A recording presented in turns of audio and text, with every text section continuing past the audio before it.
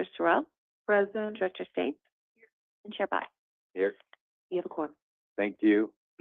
Next regular meeting of this committee is Friday, September 18th at 9 a.m. Do you have anyone that needs to participate remotely? No, we do. Great, thank you. Are there any speakers registered to provide virtual in-person testimony or sent written testimony to be included in the record? We have no registered speakers nor written testimony. Thank you. We'll go to our action items. Appointments, reappointments, Georgia Department and Division Chairs. I'd ask Dr. Lawrence Smith to present to us. Good morning. Good morning. Good morning, Director. Good morning. I have a few for you today, so I'll try and be quick. So I have two requesting approval for two reappointments for two chairs. The first is Dr. Victoria Angelova for Chair of the Department of Pathology. Dr. Angelova trained at University of Illinois, Chicago. She first joined CCH in 2007 and was initially appointed chair in 2024. The second request for approval for Department Chair of Oral Health is Dr. Jarrell Alexander. Dr. Alexander first joined CCH in 2013 and was appointed chair in 2014. Also requesting approval for the following division chairs. First, Dr. Laurel Clark, Chair of the Division of Consultation Liaison under the Department of Psychiatry. Dr. Clark trained at University of Illinois and at Rush Medical Center, and she first joined CCH in 2024. Next is for Dr. Francis Minoska, Chair of the Division of Cytopathology underneath the Department of Pathology. Dr. Minoska trained at Rush and at the National Cancer Institute in Bethesda, Maryland. First joined CCH in 2006 and was first appointed chair in 2024. Next is Dr. Augustine Manadin, Chair of Division of Rheumatology under the Department of Medicine. Dr. Manadin trained at Rush Medical Center, first joined CCH in 2003, and was first appointed chair in 2008. Next is Dr. Elizabeth Marcus, Chair of the Division of Breast Oncology under the Department of Surgery. Dr. Marcus trained at Boston University as well as Roswell Park Cancer Institute. She first joined CCH in 1996 and was first appointed chair in 2008. And last is Dr. Kalani Puramal, Chair of the Division of Nephrology. She trained at Stroger Hospital and then did her fellowship at UIC. She first joined CCH in 1997 and was first appointed chair in 2024. So I'm respectfully requesting approval for 2 department chairs as well as the 5 division chairs. Any questions or comments?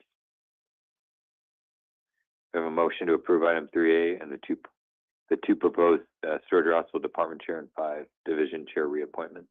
So moved. Motion's been moved and seconded. Any discussion on the motion? Being none, I'll vote to approve the motion or not. All in favor say aye. Aye. All opposed? Nay. Ayes have it. Forward to the next item. Thank you. For the executive medical staff of Stroger Hospital Medical Executive Committee of Providence Hospital reports, action items. Dr. Patroclus, thank you. Good morning. Good morning. So I'm here to answer any questions on the credentialing process for the executive medical staff at Stroger. If there's any questions, I'd be happy to answer them, and then a couple announcements afterwards. Are there any updates or changes to the credentialing process or anything? Credentialing process. So we're actually revamping the entire bylaws, which includes the credentialing process, the peer review, which we're concentrating on right now. And then there's also kind of a revamp of the entire bylaws, which we're working on currently. Okay. Any questions for the committee members? Okay. Just the announcement is next month we'll be doing our executive medical staff meeting at the old hospital. So we're going to be exploring kind of our early roots there. There's going to be some tours set up. There will be some business in the beginning, but then there'll be some tours and refreshments and some food there. So we're inviting all the board members. President Prenkwinkle will be there as well, and then anybody else who's interested is more than welcome to come. Thank you for the invitation. That should be a wonderful event. All right, thank you. What's the date of that event? September 8th, Tuesday. It's at 4 p.m., 4 until 7. Thanks. Sorry, I should have said that. I did send an invitation, Yeah. but I'll forward it again. Okay. Sure. Yeah. And then, I know, Dr. Allegretti has a conflict, unable to attend, but, the Provident medical staff items were sent in advance. So we have, Sturgeon medical staff action items as well. Any questions, comments on those? Nope. We have a motion to approve item 3B, the proposed Sturgeon Hospital and Provident Hospital medical staff appointments, reappointments, changes. So moved. Second. Motion been made and second. Any discussion on the motion? All in favor, say aye. Aye. All opposed, say nay. Ayes have it. All right, motion approved. Thank you. Thank you. We have minutes of the July 24th, 2026 QPS Committee Meeting. These were approved by the board at the July meeting. Are there any corrections, committee members? Comments there? All right, motion to accept item 3C, the Quality and Patient Safety Committee Meeting minutes of July 24th, 2026. Have one. Do we have a motion? So moved. Second. Motion's been made and seconded. Any discussion on the motion? Hearing none, all in favor say aye. Aye. All opposed, say nay. Okay, minutes been approved. Thank you. We'll go to item 4, the grievance and patient experience report reviewed by Linda. Chief Inspector. Thank Good you, morning. for this opportunity to share with you. As a reminder, beginning of fall 2025, CMS implemented a requirement for hospitals to report grievances, solutions, performance to the board. And this is a presentation summarizing the last 3 months of our grievances and complaints. So here, as you see, we have a total of 823 cases across the health system. You notice there's a drop in July. That's only because we actually had a rep leave at the end of June 30th. So right now we currently have 3 open positions for patient reps. That's being posted. Next slide, please. Okay, so yeah, thank you.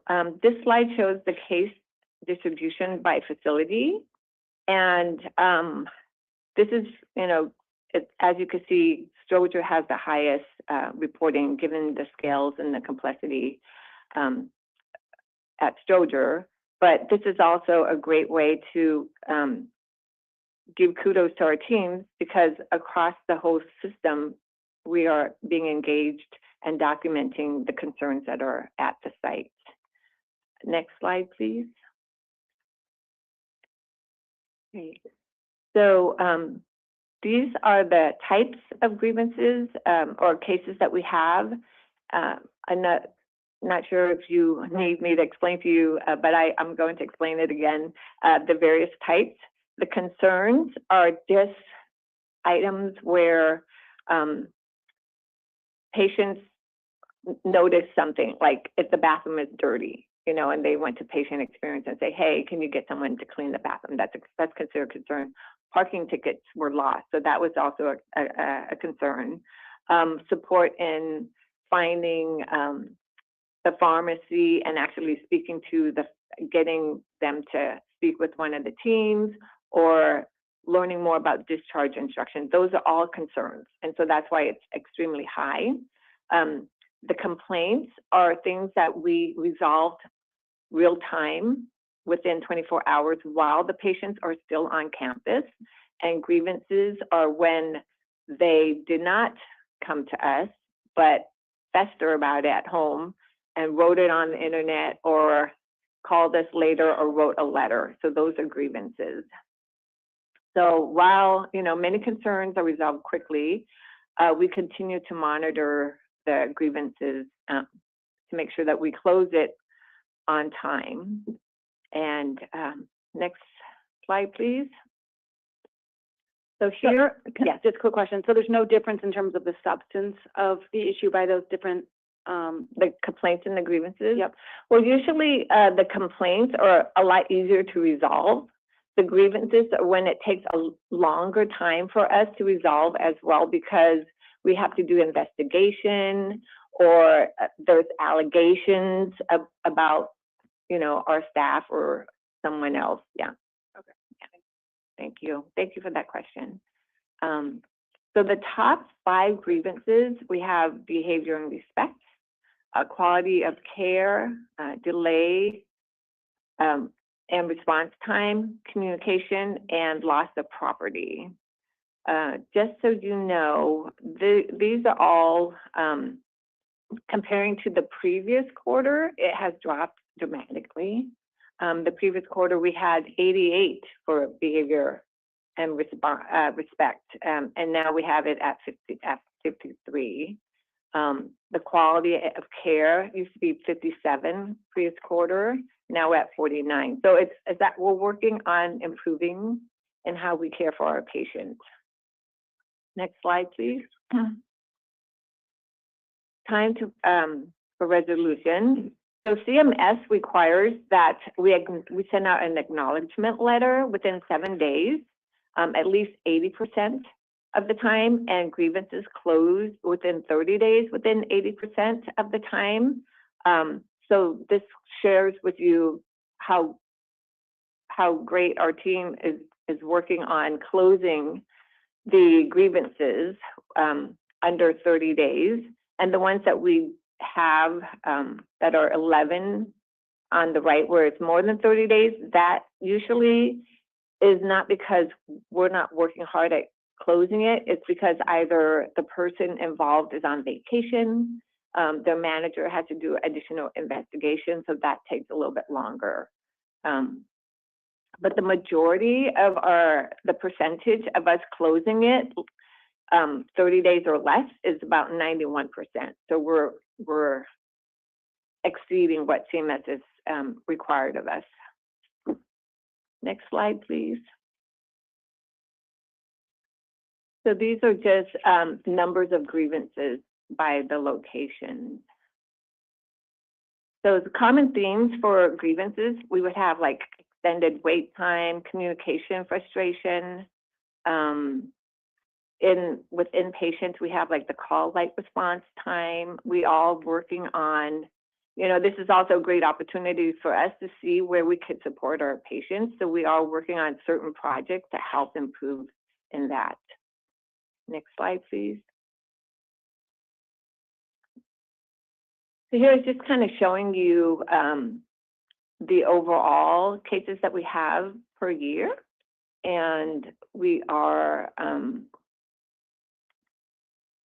it was decreasing, but this year it's gotten a little bit, we're expecting it to go up a little bit more as well, only because of the fact that we have less team within patient relations to help support the patient. So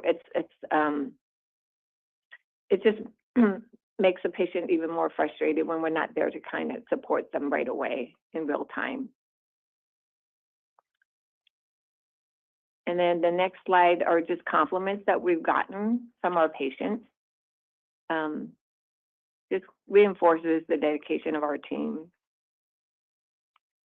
And then the next slide, previous quarter, the last time we presented, the board asked if we could share what we found during our mystery shopping. And I wanted to share with you that this is what we had. We had a person who was a male, Spanish-speaking, who identified himself as female.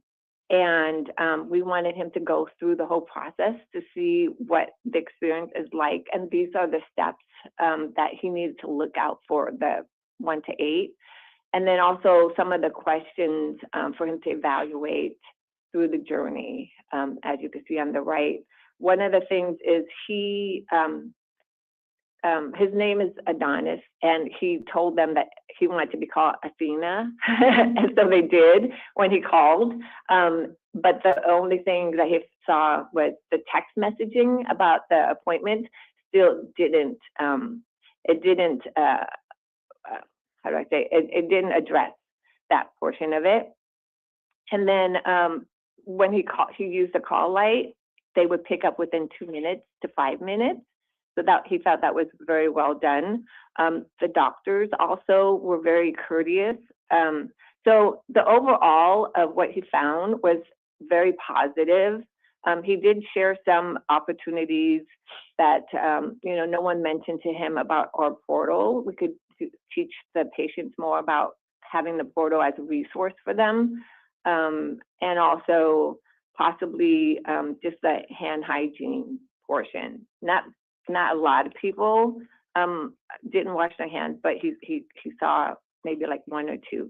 So he thought that was the overall, the environment was very clean, and just making the appointments was very easy for him.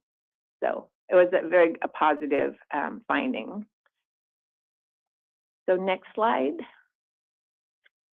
Here we wanted to share with the board that we're having our 2nd annual patient experience retreat. Our theme is to be connected. We used to have the CI care as our standard of behavior, but we're moving away from that. And now our focus is always behavior.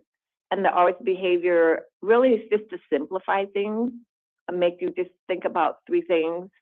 Always be kind, always be considerate, and always connect with our patients. And that's the wow factor. It's to actually build that deep connection is what's going to make the patient trust us and be loyal to us. And so that's the training that we're going to be doing for the initial executive leaders. And the retreat is on August 27th.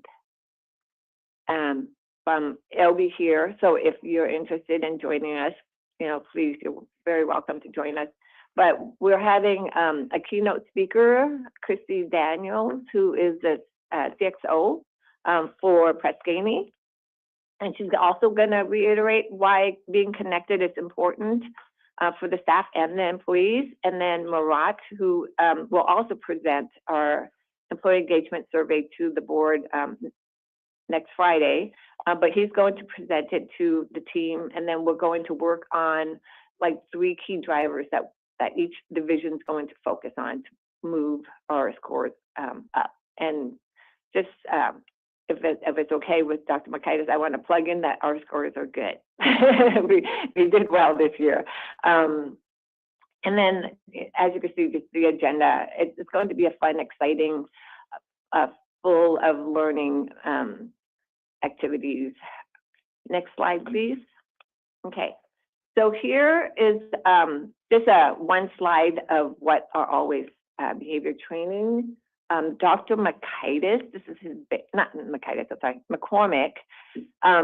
This is his baby, so I'm going to ask him to come and share about the training. But, our logo is accessible, exceptional for all. And this is how we're going to be able to do it. It's just by being kind, considerate, and connected. Well, thank you. Good morning.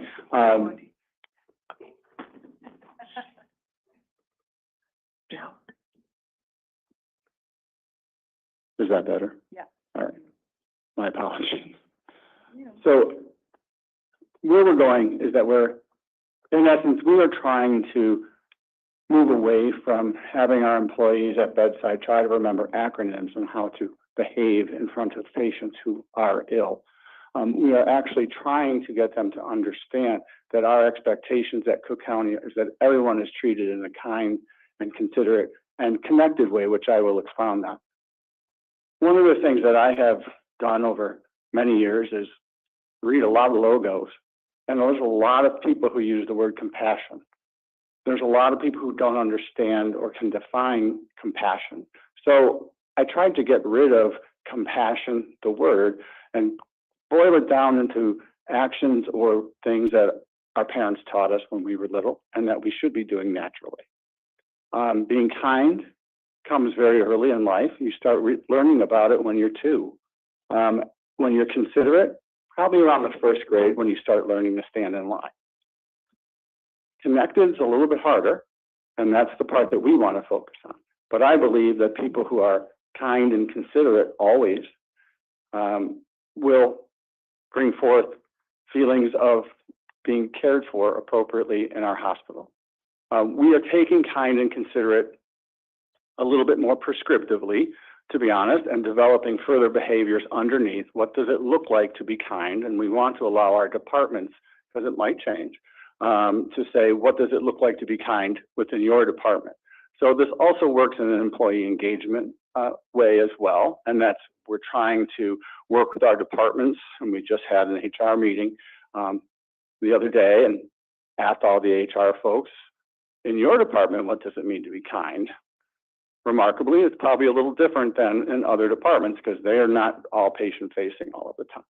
So we are rolling this out with regard to, by engaging the frontline departments, asking them to define what kindness looks like for their departments, what considerate looks like.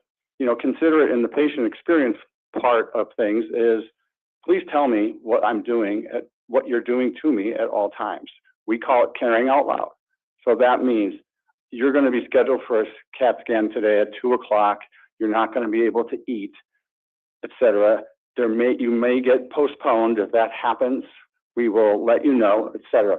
So you coach the patient all the way through their experience. So there's really explanations as to all of those things that happen in a hospital that we understand from our patients and get feedback on that they are disappointed about. And so that's kind of under the considerate domain. But on the connected domain, it's more about us, the providers, showing our humility and showing our vulnerability to our patients. And that is taking a second and trying to recognize that the patient is also a person. And as I've heard Praskani describe it, the human in you sees the human in them. And taking a moment to show that level of humanity to all of our patients. And that is the level of patient experience that will wow our patients. And more importantly, it wows providers because they get a positive feeling when they treat patients in that manner.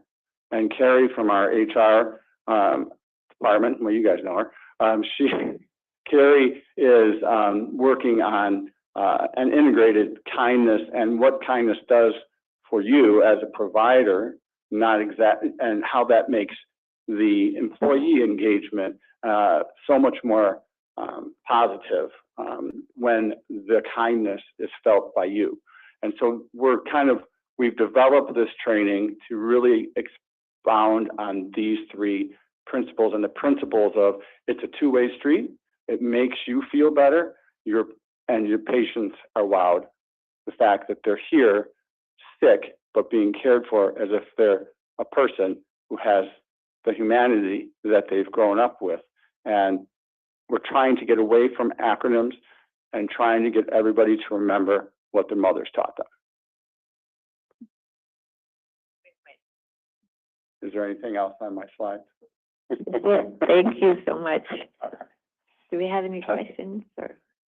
And so then to understand if this is, playing out as you had just described, there are various ways to monitor, understand, the consistency of how we live these values or behaviors. Yes, so I think what you're asking is what's the structure behind this? Yeah. And the structure behind this is really what we're calling always behaviors. And those are the behaviors that we are asking our departments to develop within their departments to say, what does kindness look like for you in your department? What does considerate, what does connected look like? And we'll have the departments agree. These are what we agreed to. I personally think for Cook County as general, Cook County Health System in general, should have, and it gets back to your values, right? What are our values here at Cook County? Those are things that we should have always behaviors embedded within, and the always behaviors are the things that we hold folks accountable to. And without that understanding that this is what kindness looks like at Cook County Health System, or this is what kindness looks like within your department, we have a hard time holding people accountable. You will see that our patient experience #1 complaint is about behavior. Personally, I don't think that that's an acceptable environment.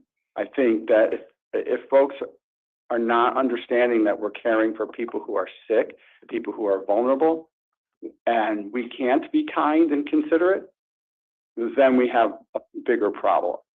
And I think it is time that we reset and understand that basic expectations are that you're kind and considerate. We're going to work on the wow with the connected, and I know that's a hard one, but the kind and considerate are basic, foundational, and you learned them a long time ago. Thank you. So considerate and connected, like it's naturally like actually making me think about shared decision-making process. So I'm wondering, going beyond this behavior within clinic and decision-making process, are you considering like, ways to engage patients to really be considerate and connected in their own care, decision-making? So I think that's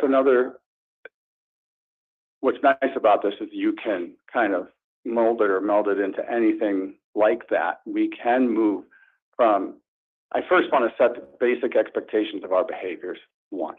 2, how does this look like operationally, and how do we blend it together with operations? I think is kind of where your question is going, and I think that that's where we would go to ACHN and say, what does considerate mean to you? And then also engage the patients on how to be connected. So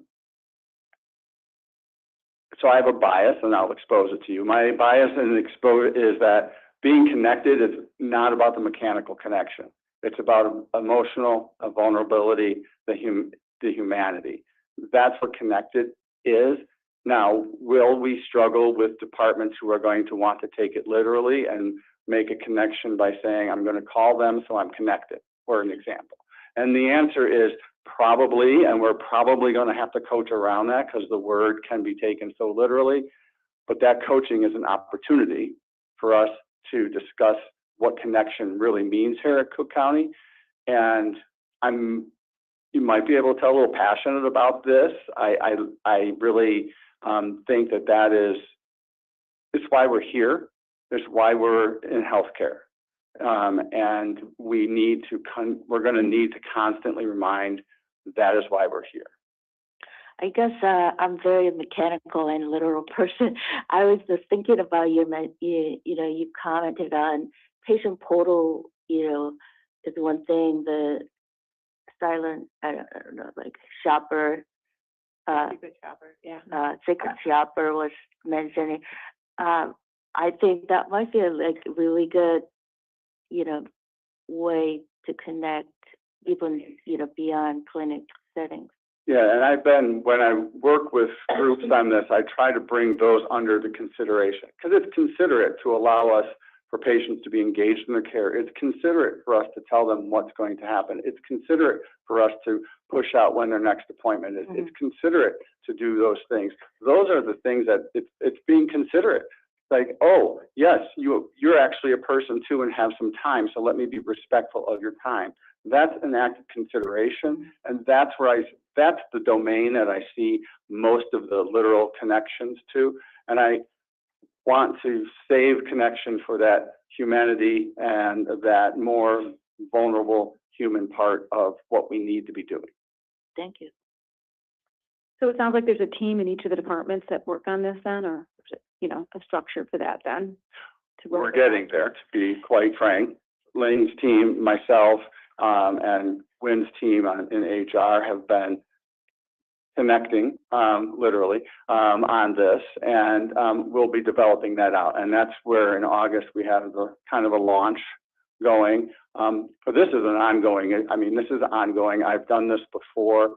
You can see that this is something I'm very passionate about. And so it's just something that, it's where we're going, and it's something I'll be talking a lot about with a lot of departments, and I'm happy to do Yeah, that. We'd probably- like to put yeah. this into employee orientation. I was about to say that probably needs to be included on onboarding. On board. Yeah, and also we'll put together an LMS, like a learning module as well for everyone to go through yearly as a refresher. Yeah. But at the back end, we're going to have to develop a structure of accountability, meaning everyone has to understand that we have a shared responsibility for patient experience within this facility. And the shared responsibility means that if we see that it's not happening, we explain to the shared responsibility, and then we hold them accountable to our shared responsibility. And that's something that we're going to have to, well, quite frankly, I think we have to do throughout. And I think we have to work a lot with our managers and directors in order to do that. This doesn't just fall to nursing. This falls on every department in the facility. Again, it is part of employee engagement as well. So yes, I think we have to develop that structure of accountability. We have a lot of work to do, but that is the direction that we're going, because quite honestly, I think this is the way you change culture. This is the way that you get sustainability and improvement. And that takes time. Look forward to hearing how the follow-up will be with that and how the staff has been accepting of it and being able to incorporate it more fully into their activities. You can see a broad application method for the entire system across the systems change. I look forward to it as well. Thank you. Just a quick question about, you mentioned there are 3 positions not filled. What are some issues with that? There are 3 open positions that are being filled. They're the patient service rep positions, yeah, for patient relations. So it's not like you're having trouble filling those, these are new positions? You know, we just have high turnover because it's really stressful listening to patients yelling at you about, you know, their situations. So every time we hire someone within 6 months, they either stepped away or we have to, yeah. Right now, we actually have 2 very dedicated patient guest rep who's been with us for over 2 years. So we rely on them heavily, and also our director is amazing, Denise Goody, and yeah, and so the ones that get escalated, I deal with, but the majority of the time, Miss Goody and her team. Thank you. Yeah. I think if there's other, questions, we can follow up. But I know we want to move on to some other agenda items. But I just want to say thank you to the team for your continued hard work on this area. And I know that it's an important area that, the system is continuing to do great work in and build on that foundation. So appreciate the efforts here and look forward to a follow-up. Thank you. All right, so we'll go to our experience and performance improvement updates. Thank you.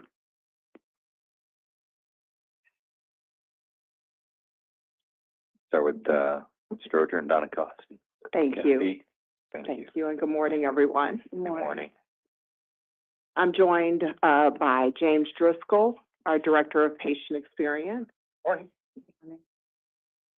Let me just start by saying James has been a tremendous help and partner in this as we work with the leaders in trying to move our patient experience scores and the work that we're doing at Schroeder. Taking a look at our dashboard, what's working well. We've seen some improvements in July, particularly around our responsiveness and medication, as well as our physician communication. There are still some foundational nursing measures. There are opportunities for improvement, and I'll talk a little bit more about those as we go. Also, nursing quality and patient experience have been partnering to improve a few things related to the patient's perception of responsiveness. For example, things like toileting have come up, and we've seen some improvements in that. And really, this kind of goes to not only the responsiveness, but the dignity and feeling cared for during your hospital stay. Also, the partnership with Quality has also allowed us to connect the patient feedback with the fall and safety data, which helps to identify not only the units, but the patient populations where there's opportunities that might exist between mirroring the experience of care and patient safety. And then we've also seen, as I mentioned, the physician communication. That's been a real strength for us. Our patients reporting strong experiences with our physicians, listening carefully, explaining information in an understandable way, and treating with courtesy and respect. And we talk a lot about that at our medical staff meeting as well.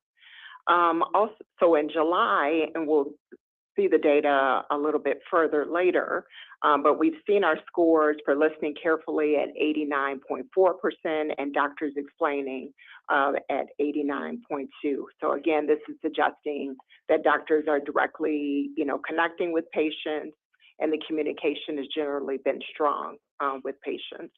And also, as mentioned here in bullet 2, the explanation of new medications has increased from 68.3% to 82.1% in July. And again, this is a significant improvement. And then also you see the likelihood to recommend, where in July we're at 77.8, up from the 76.8. Also in the previous slide, we also included some patient comments from our patients, things like they were amazed at the wonderful care that they received.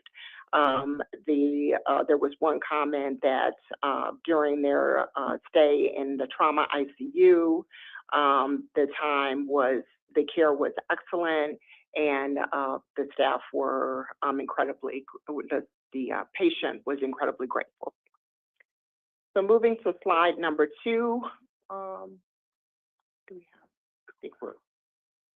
Yeah, thank you. Thank you.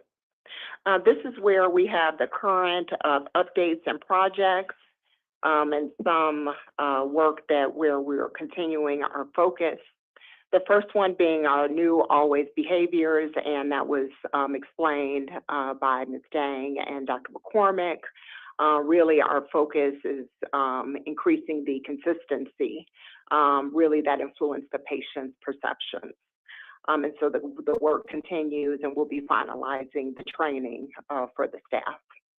In nurse leader rounding, the team is really focused on improving upon the dashboards and reports that go to leaders. James has been really working very closely with the staff as well as the nurse leaders.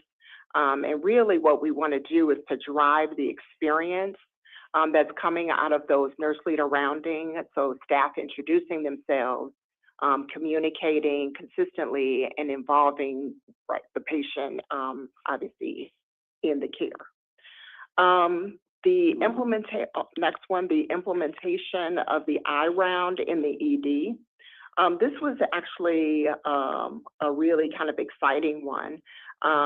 The team is looking at the leader rounding in the ED, which allows the nurse to talk to the patients in the emergency department, identify if there's any issues early on, right in the emergency department, recognizing any service recovery that we might be able to do, escalate any issues related to boarding of patients, and then really capture anything that we can do to begin this journey of the patient coming in and maybe being admitted to the floors.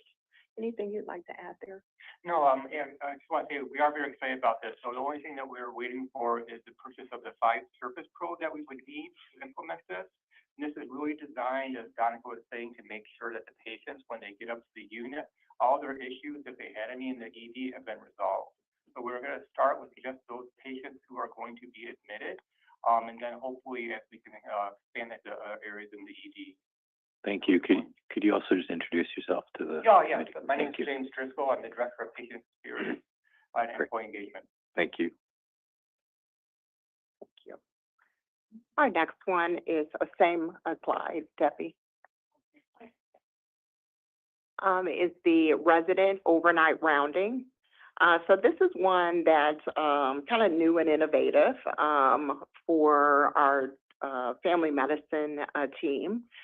So what they've done is the team has really designed a workflow where the residents in the overnight family medicine, they round. And they're actually able to identify priority patients and answer any questions about what's going to be happening in the morning. And this really helps to reduce that uncertainty that comes with patients. You know, Dr. McCormick talked about that.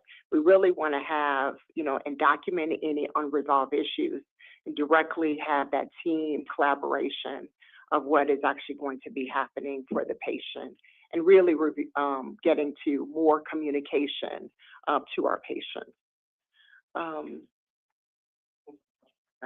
And the last one is the staff work together, and this is in the design phase.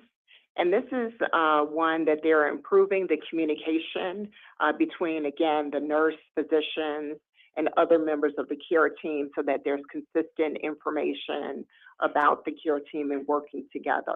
Do you want to share a little bit about the thoughts that the team is designing? Yeah, so basically, the staff work together is actually the #1 key driver for increasing the likelihood to recommend. So we already started introducing this to our different teams, and integrating this into the workflow. And so we're really working to make sure that when a physician, a nurse, or a discharge team is speaking with the patient, whether it be about medication, follow-up, that they get the exact same message each and every time. And this will really make sure that the patient is aware that we are working together as a team, and that their quality of care is very high, and that we are making sure that their needs are being met. So this will be more focused on the staff work together will be for fiscal year 27. I didn't want to delay the introduction of this because of the importance of it, but there will be a lot more focus around it in 27 as well. So we'll do some different initiatives, work with other teams as well to make sure that everybody is communicating the exact same thing to the patient. Okay, thank you. Next slide, please. And then our last slide here is really to give you a glimpse of where we are in our patient experience. So the project goal continues to increase our likelihood to recommend by the 2.75. We're really, really close to that goal. You know, one day we will be sitting here sharing that we're at the 90th percentile. So we're getting there. And this work will be through staff working together, responsiveness, and the care team communication. So as you can see briefly, the likelihood to recommend our year-to-date goal, just slightly above, below the goal of 77.9. Our staff working together at year-to-date 77. The goal is 78. Doctors explaining, I talked about that, the 83.5 against the goal of 83.9. And nurses explaining in a way that you understand at 72.9 against the goal of 74.7. So again, you know, a lot of work is being done around the scenes. Our current focus continues to be the always behaviors that we talked about that really translate, you know, our commitment to the patient care into actionable things that patients can see in their experience. The culture of accountability, as was talked about, this, you know, really creates that shared ownership for patient care across the disciplines. And then strengthening the care team, creating one team, again, around the communication, closing those loops around communication and ensuring that there's consistency of information to our patient. And then, you know, really that, again, that patient experience connection. Let me pause there to see if there's any questions.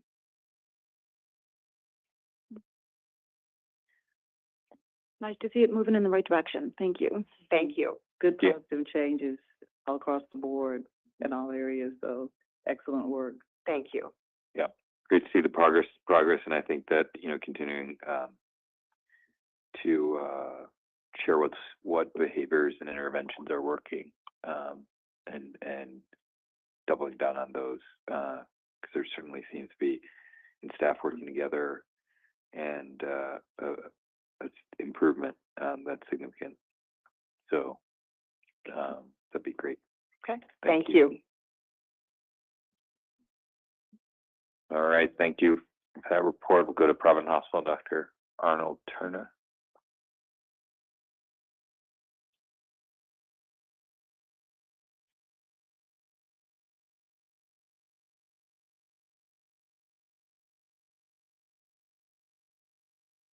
Good morning, directors. Good morning. I want to share with you, we've been doing at Providence with respect to our patient experience.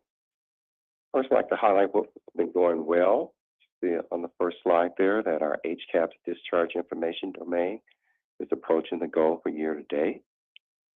Doctor and nurse listening carefully scores remain strong for this quarter. And we're seeing improvement in the doctor and nurse explain the way you understand. And also, our patient grievance resolution rate is at 94% for the year. We are noticing there that everything is about communication and discharge information. And those are the areas that we're focusing on as far as communication from the providers, being a nurse or physician, and making sure we have a coordinated discharge plan. We feel that improving communication and discharge education leads to safe transitions of care. That also helps patients better understand their medication, need for follow-up appointments, and when to seek medical attention. This also results in better patient understanding, reduces avoidable readmission in ED visits, and overall improve the patient's experience. On the right-hand side of the slide, you see some of the comments that we received about particularly our nurses there that say that they went above and beyond. They were great. There are some names that they wanted to recognize, and those names appear on that slide. Next slide, please.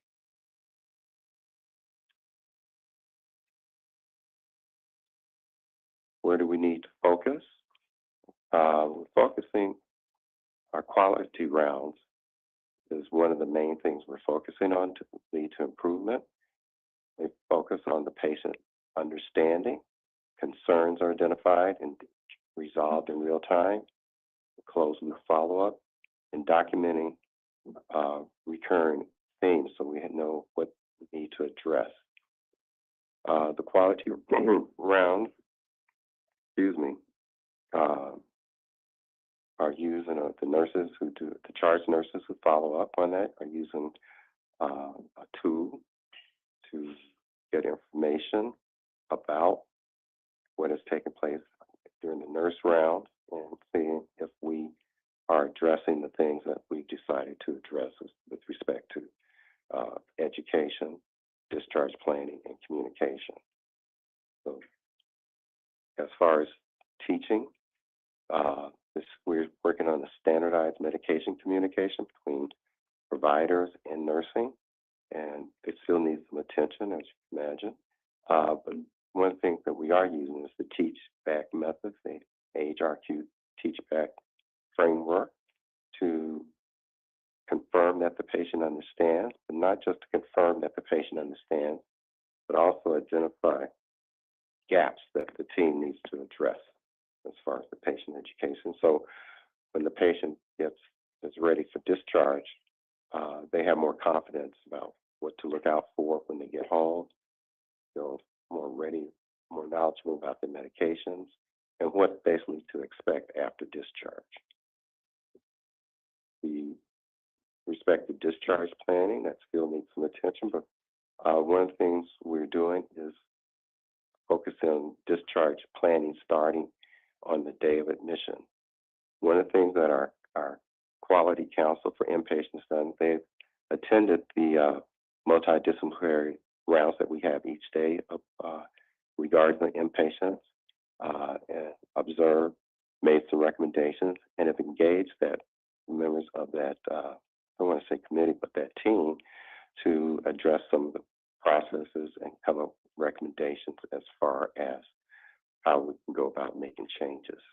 And that's has been very productive. Next slide, please. This gives you an update on where we are with that. Our goal is to move the needle on likelihood to recommend to exceed the goal of 64.3% for top box. What we have done, you can see that our communication about medicine domain performance has improved. We're approaching the goal of 74.77. Year to date, we're at 70.83. Discharge information is also moving toward the goal of 80.42%. We're at 79.11. And doctors explain, we've seen a significant jump in the quarter, last current quarter, to 78.26%. And the goal is 86.4. So if we maintain that momentum, we should be able to reach that goal. And also see that there's been a significant improvement in nurses explain in a way that you understand, at moved from 69.23 to 91.30%. So what's working? Multidisciplinary teams addressing problems and processes has been working well for us. Frontline participation, discussions, and creative tactics. The nurses and other key members of the team that take care of patients and inpatients have been working well together, participating in the efforts that have been identified by our Quality Council. So the current focus of areas are, again, to focus on quality rounds, particularly in medication communication and discharge instructions. We want creating a standardized format for giving those instructions that is shared between nurses and physicians as far as moving forward and helping patients be better prepared for a safe transition, whether it's home to a skilled nursing facility. And I'll pause there if there are any questions. Notable improvements on those areas. Really good work. Thank you. Thank you for the hard work and these great to see the improvements in these areas. Look forward to further updates. There are no other questions, comments. Okay, thank you, Doctor. Of ACHN, Shree Boyd, Dr. Sharon Irons, and Beth Akalik. Good morning, everyone. Good morning. Good morning. My name is Samantha Burke, and I'm a Centers of Excellence Manager here at ACHN, and I'm joined by James Driscoll, the Director of Patient Experience and Employee Engagement. And thank you guys so much for the opportunity to be here today to highlight some of the important work that's happening across ACHN to improve the patient experience. And as we've continued to review the patient experience data, one theme has emerged that is perhaps our greatest opportunity at ACHN, and that is to reduce the variability among our clinics in order to create a more consistent patient experience regardless of where our patients receive care. And to accomplish this goal, and something that we're particularly proud of, is that we've been working to build an interconnected patient experience improvement ecosystem that is designed to create the infrastructure, the rhythm, and the culture that is required for sustained improvement. And so this ecosystem really aims to accomplish three things. The first being increasing local ownership of the patient experience. See, we found that our clinic leaders really needed a structured framework for improving the patient experience, especially as it relates to process improvement. So what we did was we created and we implemented clinic-specific quarterly patient experience improvement action plans. Try saying that 5 times fast. We implemented those action plans and they're modeled after the PDSA improvement cycle.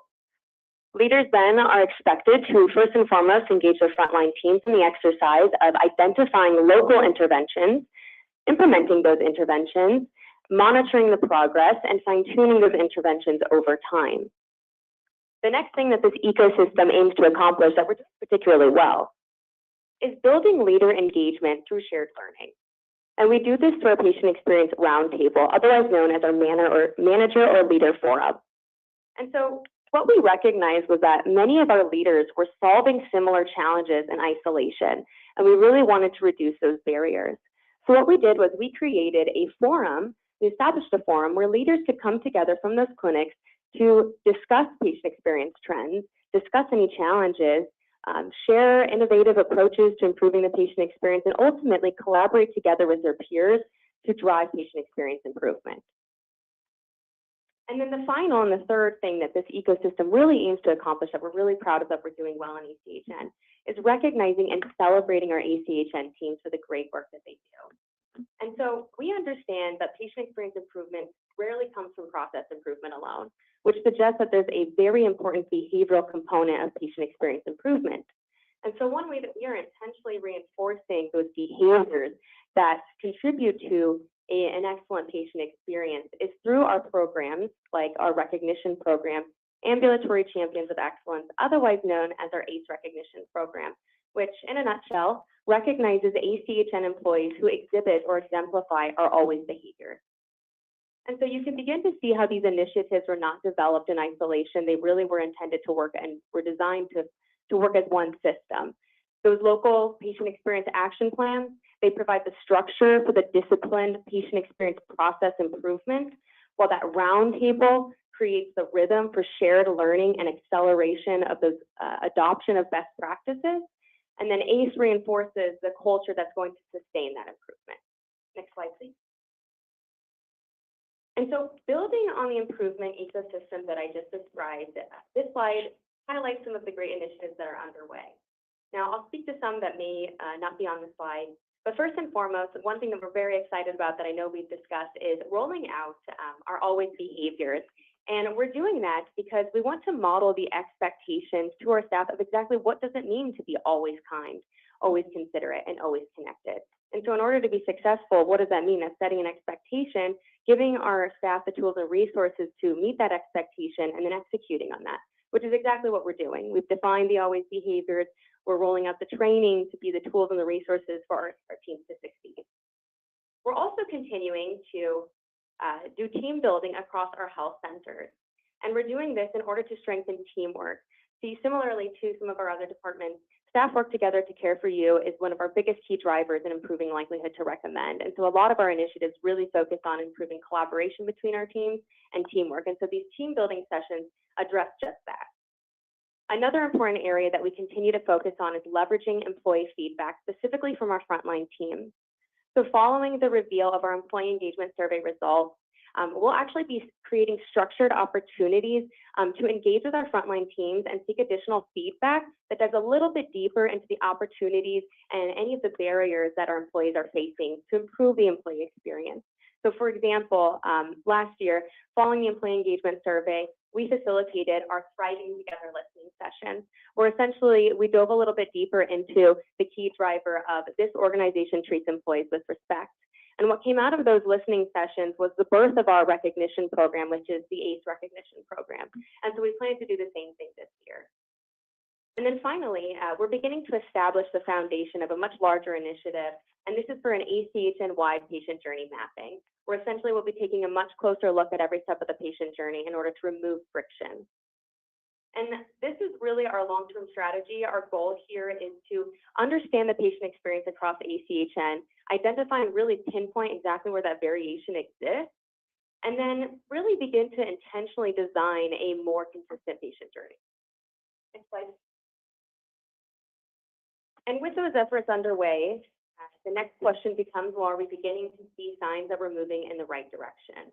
And when we take a look at the July data, we are encouraged to see positive movement in 3 of those 4 key drivers, namely staff work together to care for you, care provider explanations of problem condition, and likelihood to recommend.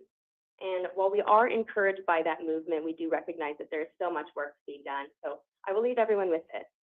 Sustainable improvement doesn't happen by chance, it happens by design. And our goal is not simply to improve these scores, but it's to intentionally build systems that make exceptional patient experience easier to create, easier to share, easier to replicate, and easier to sustain. And that's how we're going to continue reducing variability and creating a more consistent patient journey across ACHN. Thank you. Are there any questions? Questions, comments? Are there specific, interventions or actions you're seeing make, more impact than others? So I would be hesitant to attribute to any one particular intervention because I think that it's multiple factors that could be driving these scores. But I do emphasize that many of these interventions, actually all of these interventions that we have, come directly from patient experience data or directly from our frontline teams. And so the intent is to improve staff work together to care for you, and we're seeing that come from these interventions. Thank you. Yeah, there may be, I think what are the system design principles across all of the clinics, and then nuances, based on site as well. But thanks for all the work on this. Thank you so much. Thank you. All right, go to CERMAC. Dr. Strada. Good morning. Good morning. My name is Kevin Hickey. I'm the Director of Quality Improvement at CERMAC. Mr. Estrada had a conflict and asked me to represent him.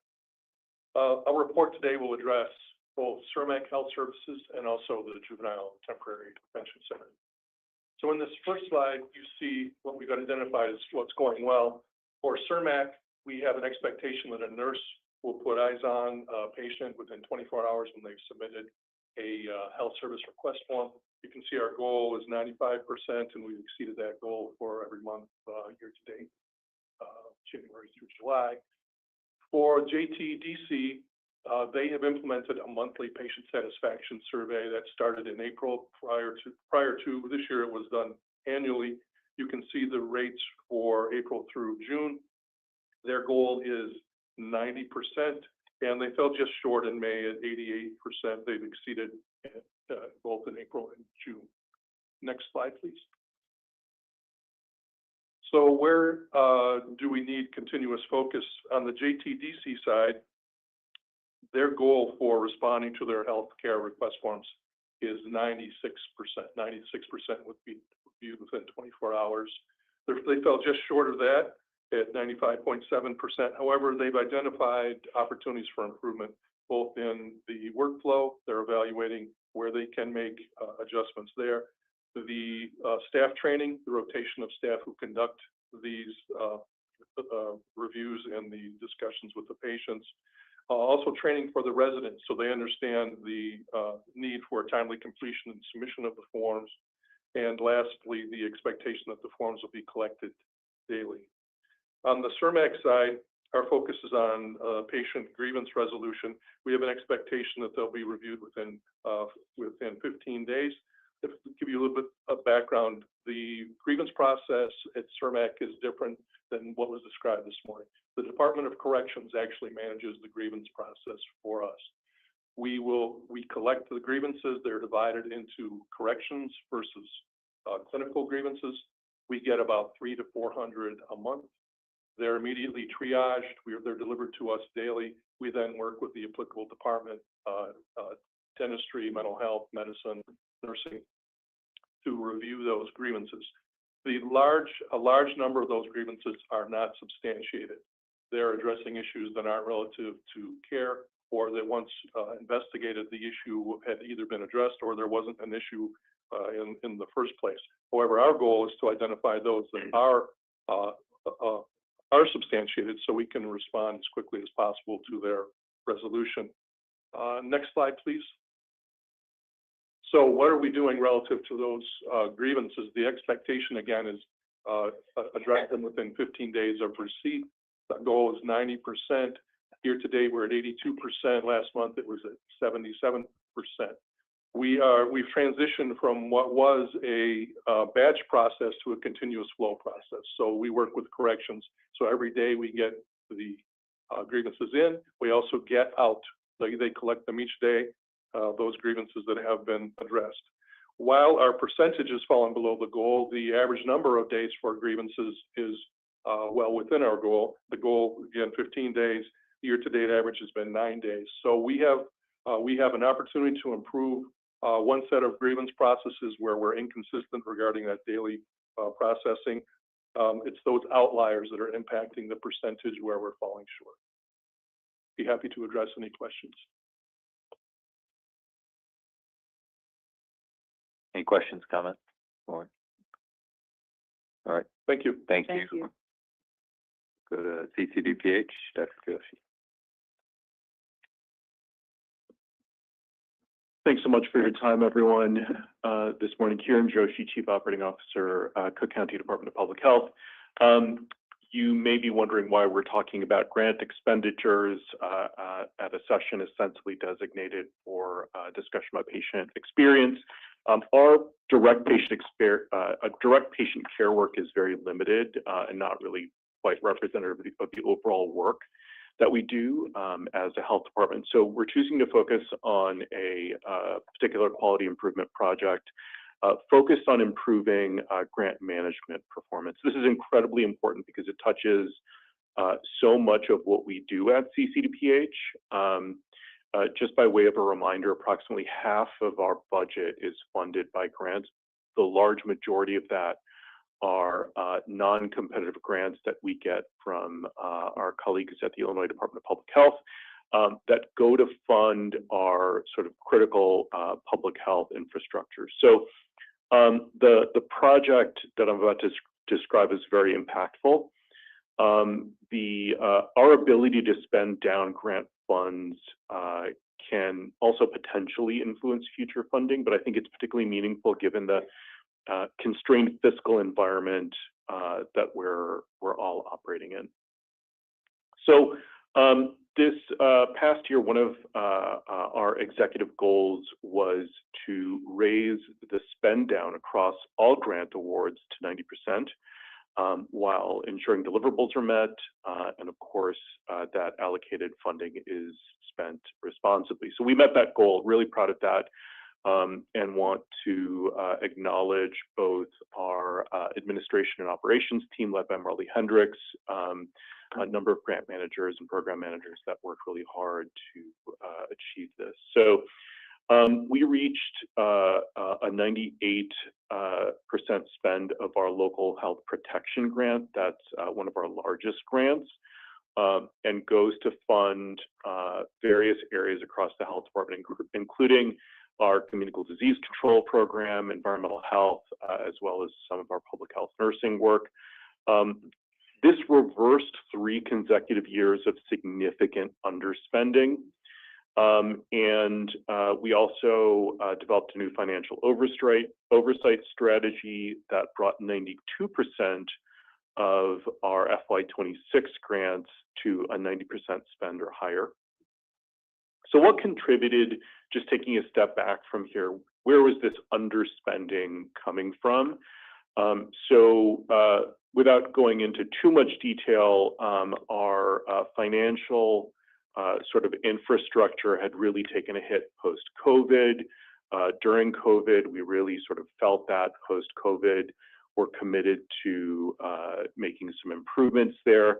Historically, the information was not really made available in a clear and consistent way to our program managers and sat with a very small group of staff.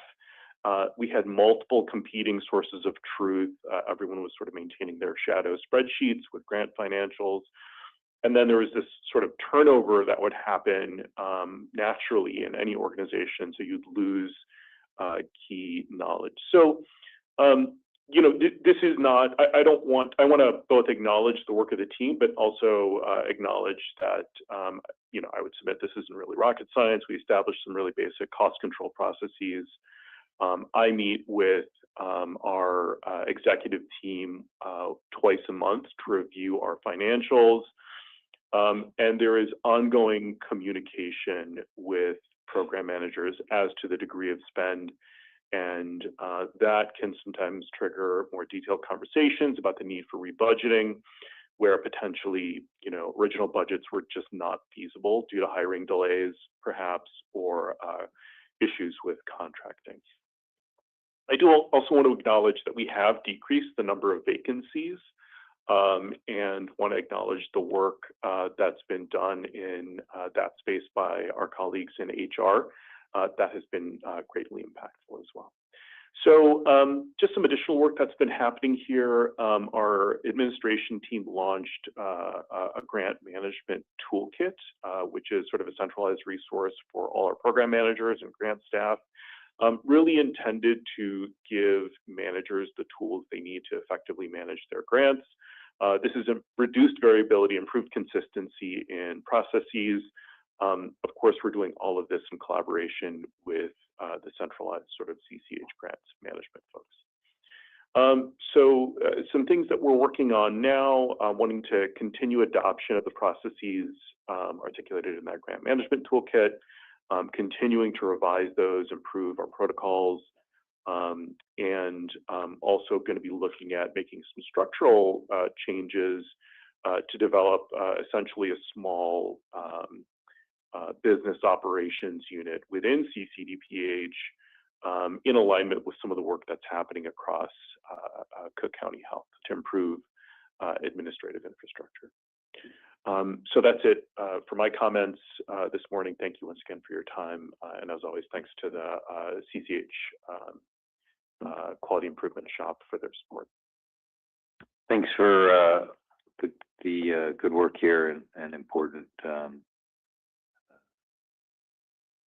attention to the grants management piece. And I do have a couple questions, but let me see if the other directors have anything. One was, how often does performance management or quality improvement happen? Is it quarterly? If you're talking about quarterly expenditure reviews, do you align that quality improvement performance management? Yeah. So this is sort of a project that has been, I would say, like a multi-year project. We meet internally every 2 weeks to review our corporate and grant budget. So this isn't just about one funding line or funding stream. It's about trying to look at our financials globally. We have a particularly complicated budget at CCDPH because we have our corporate budget, we have 24 grants. We have special purpose funds, including we're anticipating funding from the Cook County Equity Fund as well as the Cook County Opioid Settlement Fund, and to be ending shortly, but ARPA. So that complexity, I would say, it has been part of the challenge, sort of like managing that, and it really has been about bringing order to chaos. So specifically to answer your question, Director, we meet every 2 weeks. Okay. And then you started out by making a comment about this, conversation around patient experience and alluding to this work that does impact, I think, community and the public's experience. Is there a way to assess or think about it, kind of the experience of the community, if you think about access to services, ease of services, respect, trust, satisfaction? And there's primary data, then there's secondary data through community health impact assessments or NHANES. So I don't know if the department's thinking about any of that. You're spot on. And so you'll see some of that integrated as we present our performance metrics on a quarterly basis. Got it. Thank you. I have a quick question. Maybe it's not related to your improvement related, but you mentioned the grants cover over 50% of your operating budget. That's correct. So that sort of worries me. Like, yes, these grants usually are like multi-year, longer-term budgets, or like, do you have to like shift your focus every time different grants come in? That's a great question. So let me take a step back and explain. The majority of the 24 grants I mentioned are ongoing non-competitive grants that we receive from the state of Illinois, essentially to support critical public health functions. And so to answer your question directly, no, we do not have to shift focus. That said, there are times where we apply for competitive grants from SAMHSA, from CDC.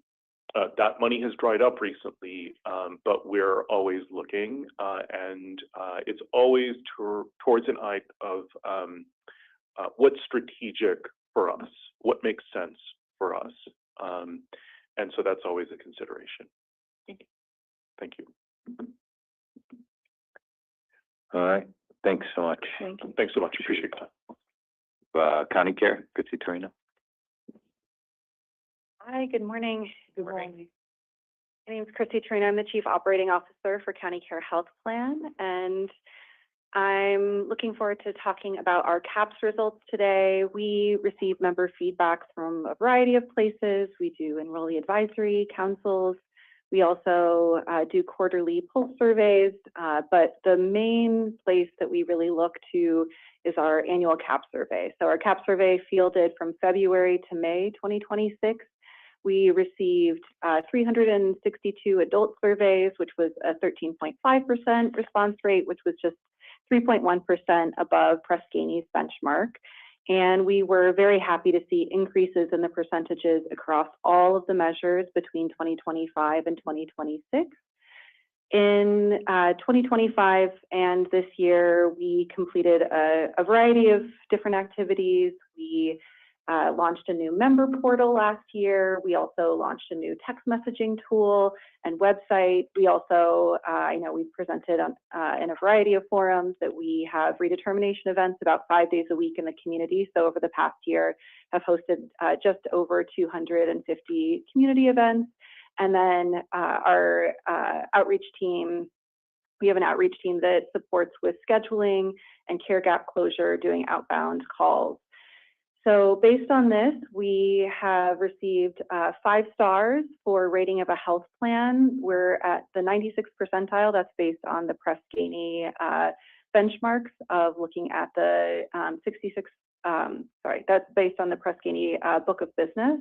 And then for rating of healthcare, we received 4 stars, and we were at the 79th percentile. On the next slide. So we'll talk a little bit about where we need to have some continued focus. So I'm sharing the kind of 4 measures that contribute to our rating of the health plan overall and our quality metrics.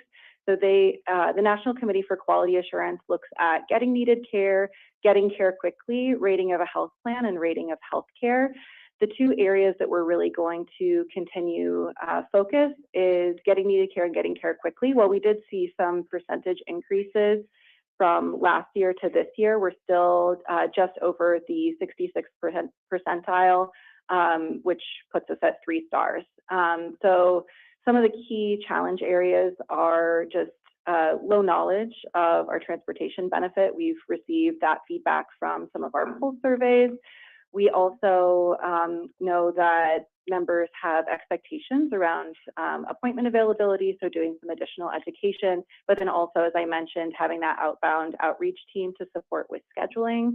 And then another kind of area of focus is provider data accuracy and making sure that we do ongoing audits of our provider data to ensure that our provider directory is accurately reflecting our network. So some of our next steps here are education regarding transportation to appointments, making sure that we send that out via text, and then through all of our various communication channels, getting that information to our members.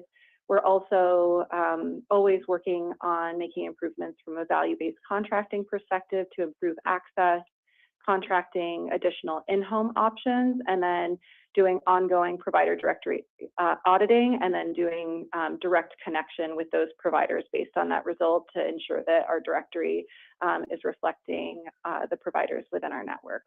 So on the next slide. So these are some additional metrics that we look to. So one of our main touch points with our members, of course, is our phone line. Our average speed of answer is, as of May, was at 97.5%. We have a goal of at least 80% of calls answered within 30 seconds. So we've been well above that measure. Of course, we look to the quality of the interactions as well. So have a team that review the quality of each of those, not a sample of calls, and provide coaching and feedback. And then we also look to these additional 2 measures. So I mentioned that we do pulse surveys. They're surveys with 100 members in English and Spanish that we conduct quarterly. They're very similar to our CAPS questions, but then we're able to get a lot more qualitative data and feedback from our members. So one of the areas that we look at is our Net Promoter Score and whether folks would recommend county care. We have been hovering around just over plus 64, plus 67, which we hear from our excellent communications team and marketing team that is a very high Net Promoter Score for a Medicaid insurance plan. And then also for rating of a health plan, as I mentioned, is kind of our core measure that we look to. We actually had a little bit of a higher percentage in CAPS at 73%, but over the last two quarterly pulse surveys, we've been at 69%, and we're trying to stay above that 90th percentile. So we've been hovering just right there. What's working well is high levels of customer service and overall member satisfaction. And we have this culture of constantly getting feedback from our members, looking at that data at leadership meetings every 2 months, and then making improvements across the board. So lots of different incremental improvements to member experience, but we're going to continue to focus on access to care, focus on our dental and vision benefit improvement based on member feedback, and then member education about available benefits. Any questions? Thank you. Good improvements in numbers. Thank you. Nope. Thanks for the continued hard work. Thank you. All right, go to performance improvement next. Thank you.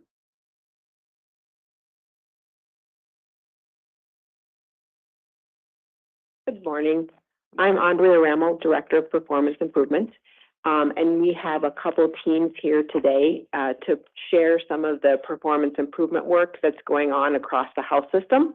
So I'll turn it over to Jen Rosenich and Susan Hurley. Good morning. Can you guys hear me Morning. okay? Yes. Thank you. So today we would like to present our ambulatory QPS area of focus around Medicare annual wellness visits. Recently, CCH joined Wellvana ACO and recognized that less than 5% of our eligible Medicare patients were receiving annual wellness visits. There was no standardized process for conducting, documenting, or billing these visits. So without a consistent approach, we were missing opportunities to engage patients, identify health risks earlier, document care appropriately, and maximize the value-based care outcomes. This required collaboration between clinical, operational, revenue cycle, data, HIS, and quality teams. A lot of folks. We established workflows, trained staff, created documentation standards, and developed reporting processes that allowed us to consistently identify and reach eligible patients. As you can see on the slide, during this implementation, the team members shared comments such as, "I'm excited when I call our patients. I know the work I'm doing is making a difference." And another comment that you'll see on that slide is, "I'll be 65 soon and going on Medicare. I hope my doctor's office calls me for a wellness visit." So to the left of those comments from the staff, you'll see that the performance trend across our clinics has moved from an environment with very limited AWV completion to one with structure, scalable process, and measurable results in patient engagement and employee engagement. We are already seeing improvements in the overall measure for AWVs, but it doesn't stop there. We are also seeing improvements in care gaps compared to in this subset of patients compared to all patients. And what I mean by that is cancer screening rates, for example, are higher in the Medicare patients than those that are not. And now our focus is on sustainability and scale. You want to talk about the sustainability and scale? We wanted to include and maintain continuous feedback loops with the frontline team. Launch the RN-led annual wellness telehealth program targeted to start in September of 2026. Monitoring care gap closures and preventative screening performance during this workflow to assure that there's closed loop. Expand our risk capture through wellness visit documentation. We'd also like to start tracking patient experience compared to those with and without these types of visits to see if there's any impact on their experience as a patient. And eventually expand this across all patients. So this is just a small example of it working. Yeah, I think overall, it's been a great program for us. Our teams have been very engaged, and many of our stakeholders that we pulled together didn't really know about this visit, know what was involved with it, or as Jen mentioned, even how we would go about billing for this visit. And that's how we get that credit, by having the visit coded and then billed appropriately. So it was a collaborative effort. I think people really learned along the way. The feedback from patients has been pretty phenomenal. And one thing to remember with this visit, it doesn't require a hands-on physical exam. So it doesn't need to be done by a physician. These are nurses doing assessments, noting what is happening with the patient in their community, what they may need to maintain good health. And one of our nurses said, when I do these visits, I know my goal is to make sure the patient is healthy, happy, and out of the hospital. So that's really, I think, the crux of this visit, and we've seen some good results with it, and hope to scale this with annual wellness visits throughout our other adults, 21 and over. Any questions? Is this, thank you for sharing this. Is this also being in sync with the age-friendly patient reporting measure too that's coming into play? That may be something to follow up with. Yeah, so that's a great question. Many of the elements of age-friendly care tie into this. However, we haven't done anything formally to build age-friendly into this. But great question, and we can certainly begin to look at that. Yeah.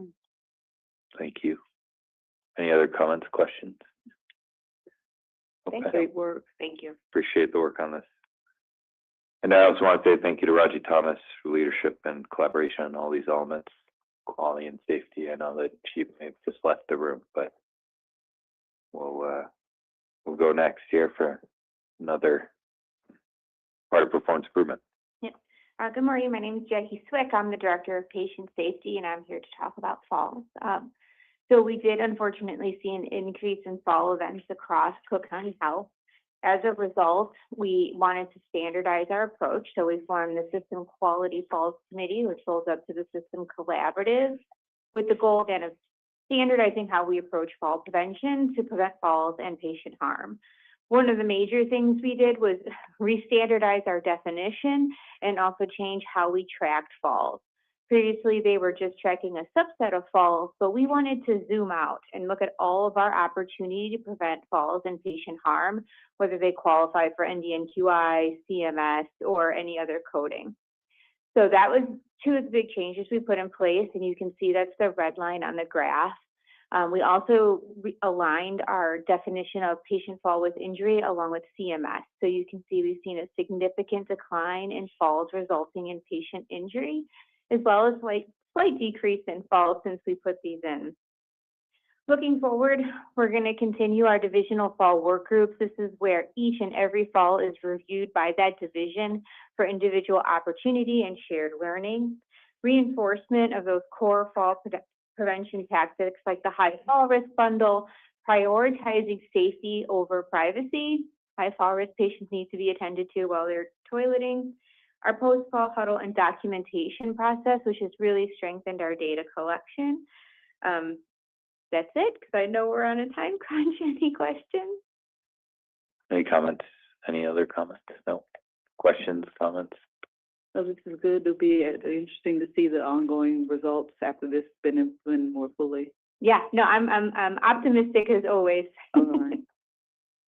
And one thing that I'll just call out real quickly in relation to both of these projects that were shared is they're both starting with standardization. And when we don't have standardization, we can't continue to improve. So this is such great work in that we're not just throwing out solutions and seeing what happens. We're really starting with that foundation of performance improvement and standardizing the work first, and then we can gain even greater improvements as we continue. So really happy with the work these teams are doing. Thank you. I was going to ask about standardization, so appreciate you sharing that. Thanks for the hard work, and just all around, thanks for sharing all of the work that's happening in patient experience and quality and performance improvement across the system. The committee will not be going to closed meeting, so if there are no other questions, we can move to adjournment of the meeting. All right, we're adjourned. Thank you, everybody.